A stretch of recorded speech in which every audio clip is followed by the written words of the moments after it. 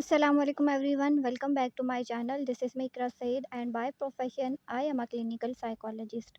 अपने last video में हमने बात की थी कि क्या साइकोलॉजिस्ट लैब कोट या वाइट कोट पहनते हैं या नहीं। तो आप मेरी लास्ट वीडियो देखकर अपनी सारी कन्फ्यूजन दूर कर सकते हो। ठीक है, आज भी हम एक इम्पॉर्टेंट टॉपिक के बारे में बात करने जा रहे हैं और ये सवाल बहुत से स्टूडेंट्स स्पेशली फीमेल्स पूछती हैं कि क्या साइकोलॉजिस्ट हिजाब या वेल में जॉब कर सकते हैं या नहीं। ठीक है, और इसके अलावा आई थिंक सीएसएस या पीएमएस वीडियो पे भी एक लड़की ने पूछा हुआ था कि क्या लड़कियां हिजाब या वेल में आगे आ सकती हैं या नहीं। ठीक है, तो वीडियो पूरी देखिएगा।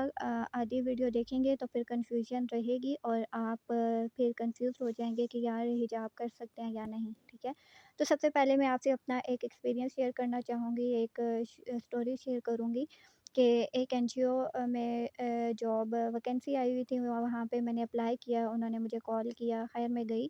तो जैसे ही मैं एंटर होती हूँ, जाके जैसे ही चेयर पे बैठती हूँ तो फ़ौरन से वो मेरे हिजाब पे सवाल करते हैं। ठीक है, लाइक वो ना उन्होंने मेरा नॉलेज चेक किया, ना इंटेलिजेंट लेवल चेक किया, ना ही मेरी एजुकेशन के बारे में उन्होंने बात की और ना ही मेरे एक्सपीरियंस के बारे में बात की, बल्कि डायरेक्ट वो मेरे हिजाब पे मुझसे सवाल कर लेते हैं। ठीक है, और फिर वो मुझे हिजाब करने पे रिजेक्ट भी कर देते हैं।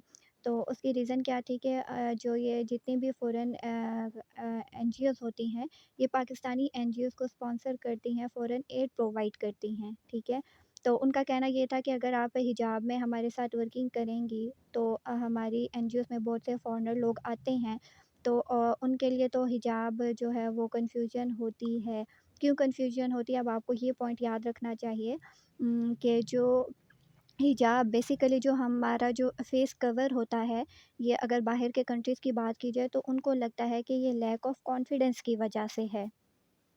ठीक है, तो उनके अकॉर्डिंग के हिजाब इसीलिए किया हुआ है क्योंकि इसमें इस इंसान में कॉन्फिडेंस नहीं है। लेकिन अगर हम चूँकि हम पाकिस्तान में रहते हैं और पाकिस्तान एक इस्लामिक कंट्री है, तो हिजाब करना हमारा इस्लाम हमें इस चीज़ की परमिशन देता है। ठीक है, तो इसी तरह अगर आपके पास कोई पेशेंट भी आता है, तो आपने ये नहीं समझना कि उसमें शायद कॉन्फिडेंस नहीं है, बल्कि आपने डिफरेंट फैक्टर्स को चेक करना है। शायद उसने इसलिए हिजाब किया हो कि वो जिस एरिया से आई हो, जिस फैमिली से बिलॉन्ग करती हो, वहाँ पे हिजाब को बहुत ज़्यादा इम्पोर्टेंस दी जाती हो। ठीक है, तो जब आप किसी पेशेंट को डील करते हैं तो साथ आपने कल्चरल फैक्टर्स जो हैं, फैमिली रूल्स एंड रेगुलेशंस जो हैं, उनको भी आपने मद्देनज़र रखना है ताकि आप कंफ्यूज ना हो और पेशेंट को गलत जो है वो आप जज ना कर बैठें। ठीक है, खैर अपने सवाल की तरफ बढ़ते हैं। तो उन्होंने मुझे कहा कि फ़ॉरेनर्स जब यहाँ पे आएँगे हमारी एनजीओ में तो फिर वो आपके हिजाब पे सवाल करेंगे।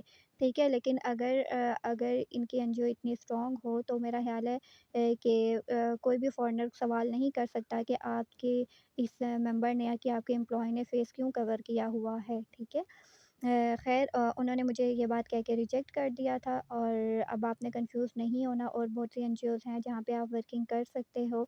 बहुत से क्लिनिक में आप जॉब कर सकते हो, हॉस्पिटल लेवल पे आप जॉब कर सकते हैं। ठीक है? अच्छा, अब नेक्स्ट पे हम आते हैं कि सबसे पहले आपको पता होना चाहिए कि आप हिजाब क्यों करते हो? आपके पास स्ट्रॉन्ग आर्गुमेंट होना चाहिए। अगर एक स्ट्रॉन्ग आर्गुमेंट देखें तो हम पाकिस्तान में रहते हैं और पाकिस्तान एक इस्लामिक कंट्री है और हमारा इस्लाम हमें हिजाब करने की इजाज़त देता है। जिस तरह आप बॉयज़ को देखें तो बॉयज़ ने बीएड रखी होती है। अगर बॉयज़ बीएड रख सकते हैं तो लड़कियाँ हिजाब क्यों नहीं कर सकती जॉब के लिए? ठीक है? ख़ैर ये एक मिथ है कि लड़कियाँ हिजाब में हाई लेवल पे जॉब नहीं कर सकती, लड़कियाँ हिजाब में हर लेवल पे जॉब कर सकती हैं। ठीक है? अच्छा, अब 2 लेवल होते हैं हमारे पास, गवर्नमेंट और प्राइवेट लेवल होता है। गवर्नमेंट जो है उनको जिस तरह मैंने आपको बताया, सॉरी प्राइवेट में बहुत सी ऐसी एनजीओज़ होती हैं जिसको फ़ॉरेनर एनजीओज़ जो हैं वो सपोर्ट करती हैं।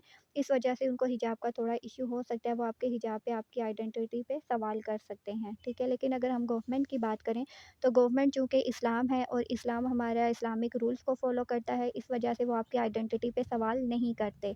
ठीक है? गवर्नमेंट में जो चीज़ मैटर करती है वो आपका मेरिट है। ठीक है? क्योंकि जब भी कोई टेस्ट होता है, आपको जब भी किसी डेज़िग्नेशन के लिए हायर किया जाता جاتا ہے تو سب سے پہلے آپ کا ٹیسٹ لیا جاتا ہے۔ اگر آپ ٹیسٹ کلیئر کر لیتے ہیں پھر آپ انٹرویو کے پارٹ پہ آتے ہیں، اور جب آپ انٹرویو کے پارٹ پہ آتے ہیں تب بھی آپ سے کوئی سوال نہیں کر سکتا، کیونکہ یہ آپ کی پرسنل چوائس ہے۔ جس طرح چھوٹے بال بڑے بال رکھنا آپ کی پرسنل چوائس ہے، لڑکے بیئرڈ رکھیں نہ رکھیں یہ ان کی پرسنل چوائس ہے، اسی طرح لڑکیاں حجاب کریں یا نہ کریں یہ ان کی پرسنل چوائس ہے، ٹھیک ہے۔ لیکن آپ کوشش یہ کریں کہ آپ خود صاف ستھرا رہیں، کہ صفائی بھی ایمان کا نصف حصہ ہے، ٹھیک ہے۔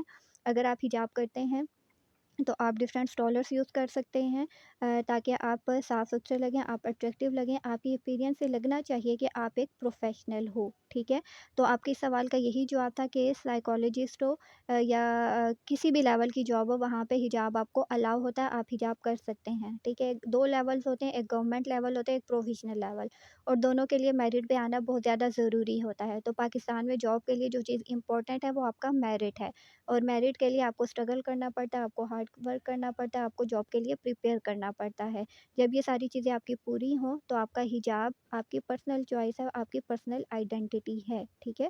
یہ بات یاد رکھنی ہے، آپ کو خود کو ڈیفینڈ کرنا آنا چاہیے، اور اتنے اچھے سے ڈیفینڈ کریں کہ سامنے والا آپ کو جاب دینے پہ مجبور ہو جائے۔